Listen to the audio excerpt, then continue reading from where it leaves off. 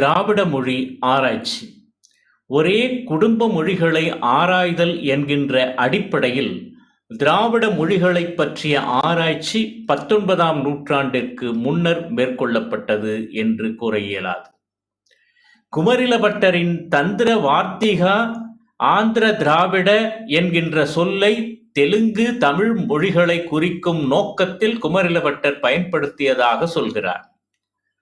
அச்சொல் உண்மையில் திராவிட ஆந்திரா அன்று, மாறாக திராவிட ஆதி என்பதே ஆகும். 19ஆம் நூற்றாண்டில் தொடக்கத்தில் கிழக்கிந்திய கம்பெனியை சேர்ந்த எல்லீஸ் என்பவர் தமது கட்டுரைகளில் இவற்றில் ஒன்று 1816ஆம் ஆண்டில் ஆர்னெட் என்பவரின் தெலுங்கு இலக்கணம் என்கின்ற நூலில் முதற் பதிப்பில் வெளியானது. மிக நெருங்கிய உறவுடைய ஒரு குழுவாக அமையும் முறையில் தமிழ், தெலுங்கு, மலையாளம், கன்னடம் ஆகிய 4 மொழிகளுக்கும் இடையே உள்ள ஒற்றுமைகளை சுட்டிக்காட்டியிருக்கிறார். கால்டுவெல் 1856ஆம் ஆண்டில் திராவிட மொழிகளின் ஒப்பிலக்கணம் என்கின்ற தமது சிறப்புமிக்க நூலை வெளியிட்டு திராவிட மொழி ஒப்பியல் ஆய்வுத்துறைக்கு வலுவான ஒரு அடிப்படையை அமைத்திருக்கிறார். இந்திய விடுதலைப் போரின் தொடக்கம் என கூறப்படும் சிப்பாய் கழகம் தொடங்கிய அதே ஆண்டில்தான் இந்த நூல் வெளியிடப்பட்டுள்ளது. இக்காலத்தில் இந்தோ ஐரோப்பிய மொழிகள் அல்லாத ஏனைய உலக மொழிகளிலும் திராவிட மொழிகள் அல்லாத ஏனைய இந்திய மொழிகளிலும் இத்தகைய ஒப்பியல் ஆய்வுகள் தொடங்கவில்லை என யூல் பிளாக் சுட்டிக்காட்டியிருக்கிறார். இந்தோ ஐரோப்பிய மொழி ஆராய்ச்சியை பொறுத்தளவிலும் அறிஞர்களான பாப்கிரிம் முதலானோர்கள் கால்டுவெல் ஒப்பிலக்கணத்தை எழுதிய காலத்தில் உயிரோடு இருந்தவர்களே எனலாம்.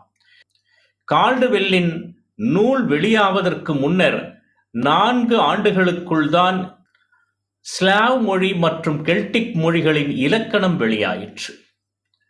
கால்டுவெல்லின் நூல் வெளியான அதே ஆண்டில் ஸ்லைசர் எழுதிய லத்வேனிய மொழி இலக்கண நூலும் வெளியானது.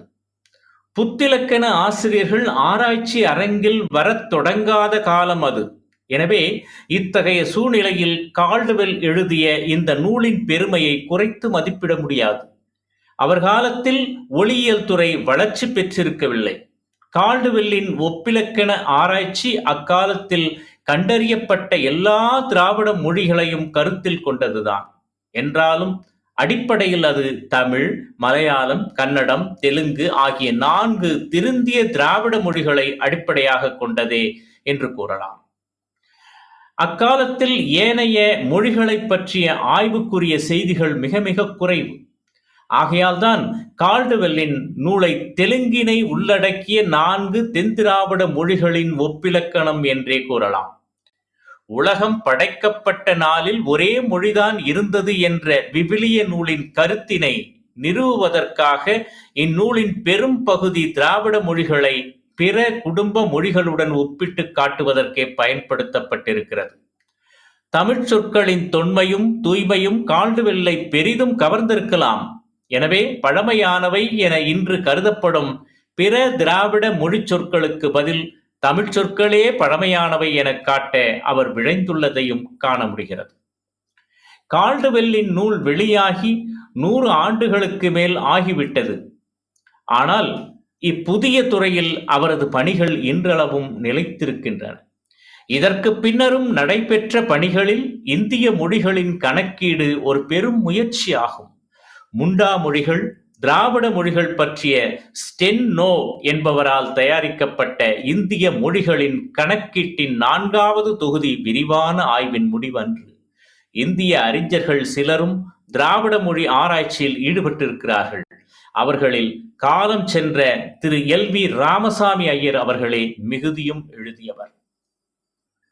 யூல்ஸ் பிளாக்கின் திராவிட மொழிகளின் இலக்கண அமைப்பு என்னும் நூல் 1946ஆம் ஆண்டில் வெளிவந்தது. கோலாமி மொழி பற்றிய தமது நூலில் யமனோ கோலமி மொழி சொற்பட்டியல் ஒன்றை தயாரித்து அதனோடு பிற திராவிட மொழி சொற்களையும் ஒப்பிட்டு காட்டியிருக்கிறார். யமனோவும் பர்ரோவும் வெளியிட்டுள்ள திராவிட மொழிகளின் வேர்ச்சொல் அகராதி திராவிட மொழி ஒப்பியல் ஆய்விற்கு மிகவும் முக்கியமானது.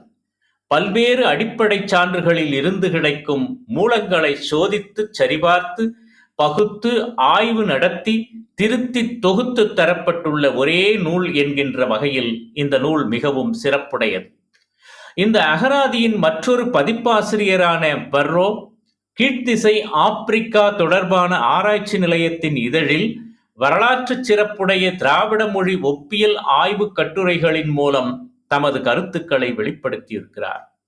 இந்தியாவைச் சேர்ந்த இளம் ஆராய்ச்சியாளர்கள் சிலர் இவ்விரு அறிஞர்களின் கீழ் பணியாற்றி வந்திருக்கிறார்கள். இவர்களில் பர்ரோவுடன் உழைத்த இந்திய அரசு மானிடவியல் ஆராய்ச்சி துறையைச் சார்ந்த திரு பட்டாச்சாரியாவை நாம் மறக்கவே முடியாது. திரு பட்டாச்சாரியாவை நாம் மறக்க முடியாது. 1606 பிரெஞ்சு அறிஞரான Guichard Hebrew, Latin, French, Italian, Spanish, German, டைக், சிரியாஸ், ஆங்கிலம் ஆகிய மொழிகளின் சொற்களை தொகுத்தார். ஒரு மொழிச்சொல் சிறிதும் மாற்றம் பெற்று பிரிதொரு மொழிச்சொல்லாக அமையக்கூடும் என்றார். 18ஆம் நூற்றாண்டைச் சார்ந்த ஹெல்டர் ஹீப்ரு மொழியிலிருந்தே பல மொழிகளும் கிளைத்தன என்றார். பல்துறை அறிஞராக விளங்கிய லெபனிஸ் என்பவர் மொழிகளுக்கு இடையே காணப்பட்ட ஒற்றுமைகளை அறிந்தார். இதற்காக பேரரசன் பீட்டர் 2ஆம் காதிரின் ஆகிய மன்னர்களை தூண்டி 200க்கும் மேற்பட்ட மொழிகளை சேகரிக்கச் செய்தவர் அவர்.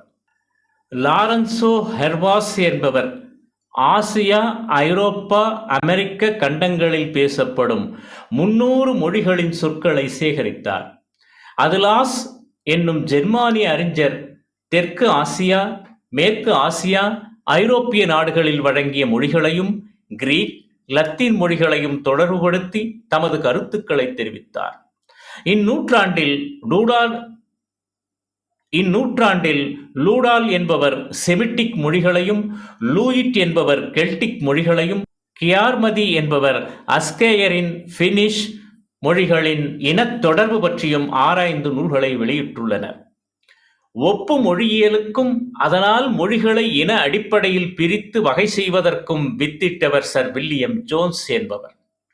இன்றைய மொழியியலின் தோற்றத்திற்கு வழிகோலிய இவர் வடமொழிக்கும் கிரீக், லத்தீன் மொழிகளுக்கும் இடையே காணப்படும் இன உறவினை பற்றியும் அம்மொழிகள் ஒரு மூல மொழியிலிருந்து வந்திருக்கலாம் என்றும் கூறினார். பல வடமொழி நூற்களின் மொழிபெயர்ப்புக்கும் ஐரோப்பாவில் வடமொழி பெயர்ச்சிக்கும் இவருடைய ஆராய்ச்சியே காரணம் என்று சொல்லுவார்கள். இவ்வாறு மொழியியல் ஆராய்ச்சி மெல்ல மெல்ல வளர்ந்தது. இன்றைக்கு ராஸ்மல் ராசக், ஜேக்கப் கிரீம், பிரான்ஸ் பாப் போன்றோர் ஆரம்பித்து வைத்த இந்தோ ஐரோப்பிய மொழி ஆராய்ச்சி பல அறிஞர்களின் ஆராய்ச்சி வெளிச்சத்தில் இருந்து வருகிறது. தமிழ், மலையாளம் போன்றவை வடமொழியிலிருந்து கிளைத்தவை